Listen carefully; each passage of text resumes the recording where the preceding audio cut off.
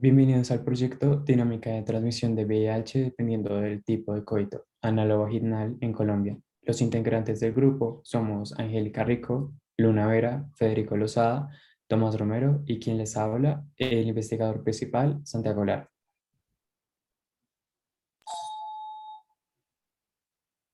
Es importante dentro de la introducción definir algunos conceptos, como por ejemplo que el VIH es un retrovirus que ataca el sistema inmunitario de la persona, generando una inmunodeficiencia que aumenta el riesgo de esta de contraer diferentes infecciones, cánceres y enfermedades oportunistas.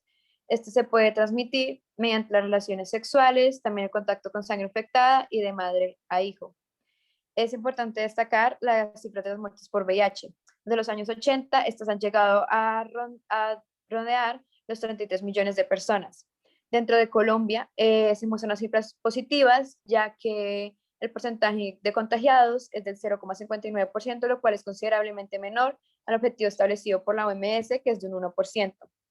Es importante también destacar la vitalidad que constituye el moderar el VIH, ya que así podemos comprender mejor la enfermedad y generar políticas públicas más acertadas para el control de esta.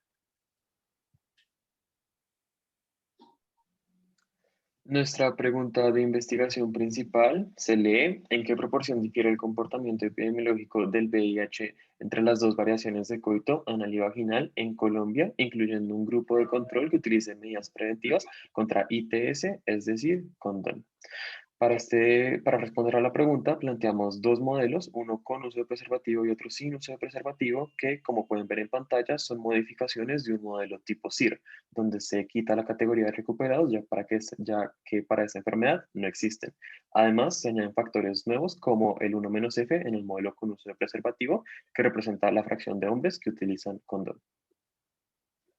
Ahora, para el buen funcionamiento del proyecto se plantean ciertos supuestos. Primero, que la población total de personas que practican el sexo anal o vaginal se distribuye equitativamente entre receptivos e insertivos.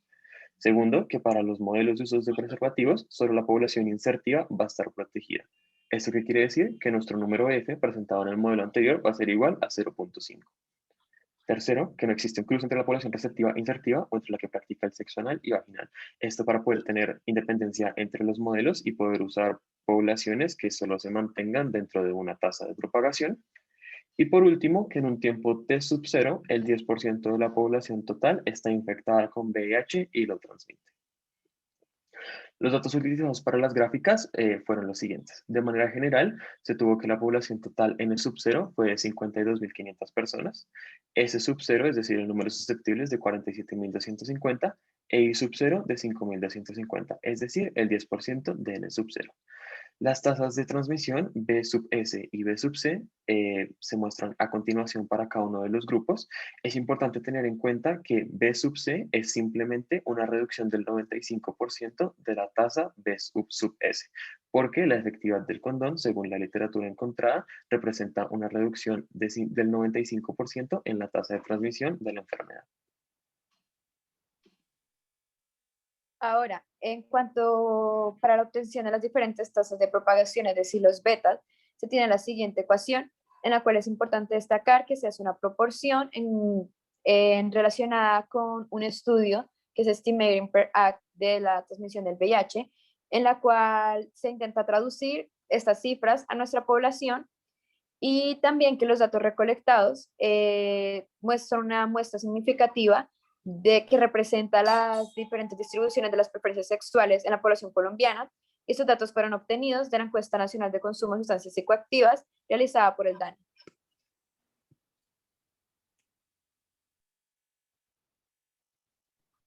Ahora hablaremos de las gráficas de los diferentes modelos. Primero hablaremos del modelo sin uso de preservativo. Tenemos la primera gráfica, es de receptivo anal, en el que encontramos que el número máximo de infectados se da en los 50 días de los 100 días de la simulación. En el insertivo anal encontramos que el cruce entre el grupo de infectados y de susceptibles se da a los 175 días de los 375 de la simulación. En el receptivo vaginal encontramos que se evidencia un pico ascendente predominante desde el día 250, donde se da también el cruce con el grupo de susceptibles. El iniciativo vaginal, vemos que para el día 350, el 38% de la población total está contagiada. Ahora hablaremos de las gráficas del modelo con uso de preservativo. El receptivo anal evidencia que la población se contagia en su totalidad a los 6 años de los 10 años que representa la simulación. En el insertivo anal encontramos que la población se contagia después de los 20 años de la simulación. En el receptivo vaginal encontramos que el cruce de infectados y susceptibles se da a los 30 años de la simulación. Y finalmente en el receptivo vaginal encontramos que de la ventana de 60 años, solo el 55% de la población está contagiada. En esta diapositiva vemos las tablas de resultados en las que está condensada toda la información que dije anteriormente. En esto también podemos incluir que es evidenciable como la población receptiva anal es más susceptible a contagiarse y simultáneamente demuestra una efectividad de control a la infección por medio del uso de preservativo como método de control. A continuación se puede ver la tabla que daría respuesta directa a la pregunta de investigación, que muestra la proporción en la que difiere cada tipo de contacto sexual con medidas de control, como lo es el condón, y sin medidas de control, y a su vez una comparación entre cada tipo de contacto sexual. Por ejemplo, se puede ver que en la tabla el contacto sexual o la infección receptiva anal con condón es el tiempo que tarda la curva de susceptibles en intersectarse con la curva de infectados es 146 veces mayor y el tiempo total de infección es 45 veces mayor.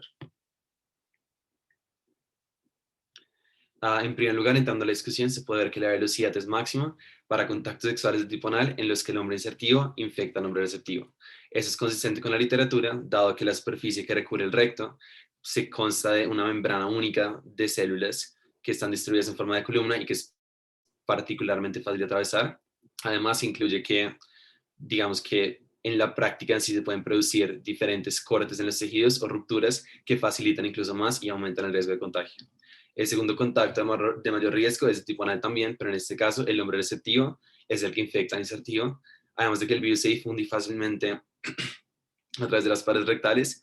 El prepucio posee una membrana particularmente delgada y una alta concentración de células inmunitarias. En tercer lugar, se tiene el contacto heterosexual de tipo vaginal, en el que el hombre infectado infecta a la mujer receptiva. La probabilidad de contagio es particularmente baja debido a que las mucosas que recubren la vagina están distribuidas de forma muy compacta y poseen bastantes capas, pero sigue siendo más alto que, digamos, la contraparte que sería cuando un hombre se infecta a causa de una mujer infectada, debido a que se produce una exposición prolongada al líquido seminal. Y por último, tenemos el último tipo de contacto que sería cuando un hombre insertivo se infecta por una mujer, en el que ambas las mucosas de la vagina y el prepucio son dos barreras que impiden el paso del virus.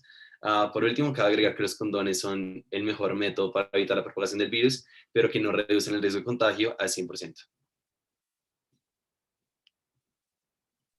En cuanto a las conclusiones, en un primer lugar, existe una relación directa entre el uso de condón y la disminución del tiempo de infección total. También que la transmisión con o sin condón es más acelerada en el coito del tipo anal que en el vaginal.